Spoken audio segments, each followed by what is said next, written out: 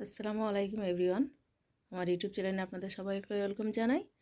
তো আজকে আবার আরেকটা রান্নার রেসিপি নিয়ে চলে এসেছি, যেটা খুব সহজ এবং খুব অল্প মশলায় হয়ে যায় এবং খুব তাড়াতাড়ি। তো চলুন রেসিপিতে যাই। তো এখানে আমি দুটো বেগুন নিয়েছি। তো বেগুন দুটোকে আমি ভালো মতো পরিষ্কার করে ধুয়ে কেটে নেব। তো এখানে এবার বেগুনগুলো কেটে নেওয়া হয়ে গিয়েছে। তো এখন আমি এর মধ্যে কিছু মশলা অ্যাড করব।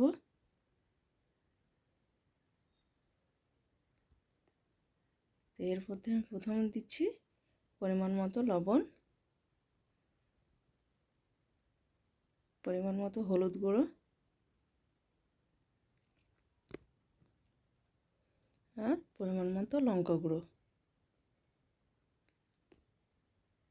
আর একটু ধনে গুঁড়ো। আর এখানটায় আমি একটু আদা বাটা ব্যবহার করছি। এগুলো আর একটু সরিষার তেল, এগুলোকে ভালো মতন আমি হাত দিয়ে মাখিয়ে নেব। তো এখন এটাকে আমি মাখিয়ে সাইডে রেখে দিচ্ছি। দেখুন এখানে আমি কিছুক্ষণ মাখিয়ে রেখে দিয়েছিলাম। তো এখানে অনেকটা জল বেরিয়েছে, তো জলটাকে আমি ফেলে দেবো। আর এদিকে গ্যাসে একটা আমি কড়াই চাপিয়ে দিয়েছি। কড়াইটা গরম হয়ে গেলে আমি সাদা তেল ব্যবহার করছি। তেলটা গরম হয়ে গেলে আমি এর মধ্যে বেগুনগুলো একটা একটা করে দিয়ে দিচ্ছি।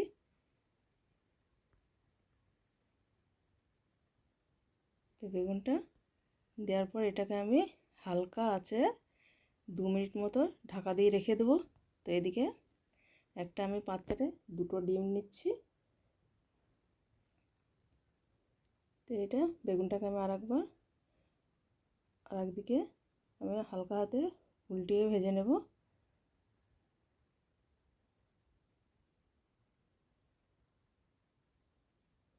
আমি আবারও, দেখুন আমার বেগুনটা এক সাইডে ভালো মতো সেদ্ধ হয়ে গিয়েছে।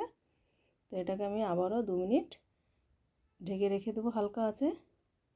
তো এদিকে আমার ডিমটা নেওয়া হয়ে গিয়েছে। তো এর মধ্যে আমি অল্প পরিমাণে গোলমরিচ গুঁড়ো আর অল্প লবণ ব্যবহার করছি। এগুলোকে একসঙ্গে ভালো মতো আমি মিক্স করে নেব।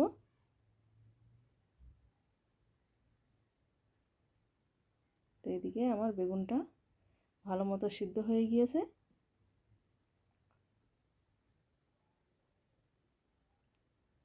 তো এটাকে আমি ডিমের মধ্যে দিয়ে ভালো মতো আমি এদিক ওদিক করে ডুবিয়ে দিচ্ছি, ডিমগুলো ওর উপরে লাগিয়ে দিচ্ছি।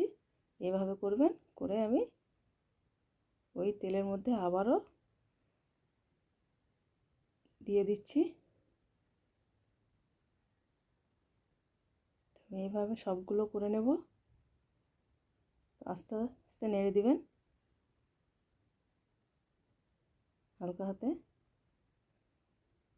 2 পিঠ ভালোভাবে লাল লাল করে ভেজে নেবেন বেগুনটা। এখানে আমার বেগুনটা ভাজা হয়ে গিয়েছে। এখন আমি একটা প্লেটে উঠিয়ে নিচ্ছি।